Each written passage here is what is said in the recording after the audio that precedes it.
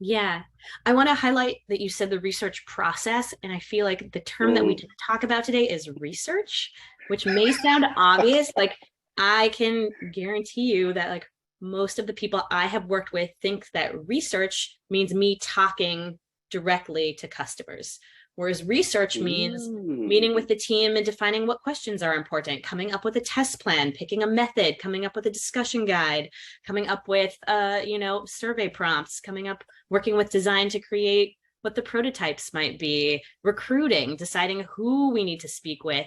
Helena spoke about different segments, like, are we recruiting different types of customers? Then conducting the research, which is what everyone thinks research is, like chatting with the people, having those conversations. Then there's analysis, like looking at what you learned. Then there's synthesis, which is taking what you have analyzed and turning that into, right, a set of insights or observations or whatever it is that you come up with.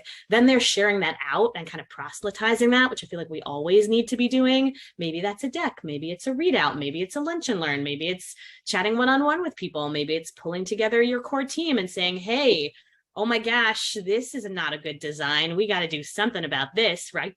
Have some sort of brainstorm around that. I feel like that word and like the process piece is so misconstrued. And so the first thing that I do always when I start a new project or I work with someone new is I'm like, hey, just so you know, like, these are the stages.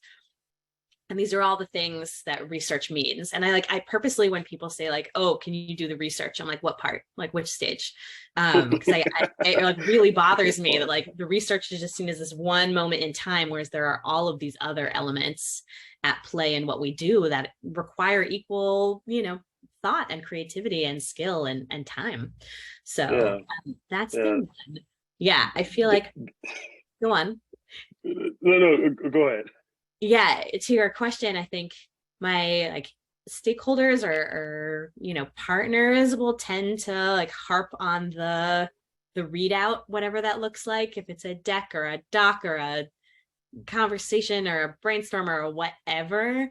But for me, like, it's most important in bringing people along for that ride and like inviting them into the process. And I have very much refined my practice as much as possible, especially because like in pandemic times, most all of my research has been remote.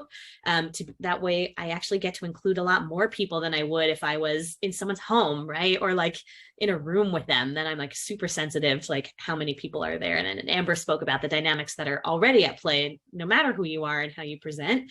But yeah, I think the most important thing for me is like actually bringing other people along, because everywhere that I've worked, research has been under resourced. And so I have never had the luxury of like focusing on one thing for many months. I'm often like, kind of parachuting into a bunch of different projects and have things lined up. We spoke about the roadmap earlier. So yeah, for me, like, I need my people there with me, like unpacking things, going through that, listening to the interviews, they're with me with the synthesis or the analysis, internalizing what those insights are so that they can continue to be the voice and the champion of what we learned when I'm now moved on to something else.